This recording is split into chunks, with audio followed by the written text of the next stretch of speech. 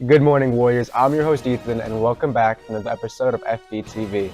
This will be the 9th episode of FBTV, where we'll recap last week's matchup against our rivals Village Christian in the annual Bible Bowl. Although I am a little sweaty because I just got out of practice, but doesn't matter. With that said, let's get into the game. Alright, so in the beginning of this game, our rivals Village started off strong with a pick.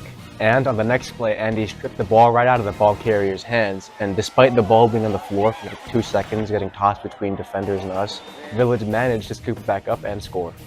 Although they did fail the 2-point conversion though, which would be pretty common for them. With the ball in our hands, we had admittedly had a pretty short drive downfield. And now with the ball in Village's hands, even a sack by Byron Anderson wasn't enough to stop them, and they eventually scored a touchdown. But man, they're really incapable of scoring the extra 2 points.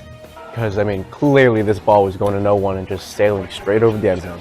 With an admittedly tricky onside kick, Village was able to recover the ball, but our defense wasn't having it, and Ryan Yanokian was there to make a huge sack on Village's quarterback, carrying that boy 9 yards back. And then in the red zone, probably one of the most crucial moments of a defense to be in, Keyshawn managed to pick off the quarterback's ball, stopping a potential touchdown. However, despite our defense, Village managed to get the ball back and score, while also pulling off an onside kick again. Where, exactly like last time, Big 21 was there, sacking the quarterback for a loss of 7 yards. Where our defense forced Village to go for a field goal instead of trying to score a touchdown. Alright, and late in the second quarter, their onside kick was finally unsuccessful, recovered by Rossi Cherry.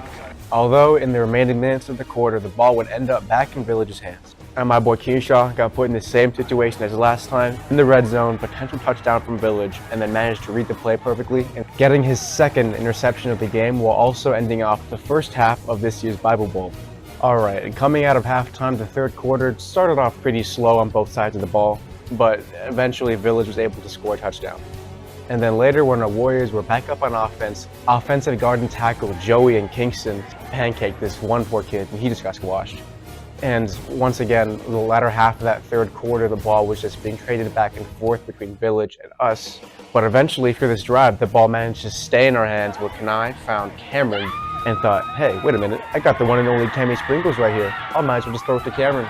So that's exactly what he did, found Cameron, passed it to him, and Cameron became an unstoppable force right downfield and right into the end zone for our first touchdown of the game. And we aren't babies, so we lined up for the extra 2-point conversion, and upon first glance it didn't look like we were going to get it, with Kanai fumbling the ball but managed to scoop it back up and found Cameron right in the end zone for a successful conversion. Alright, here's the part that really made everyone upset.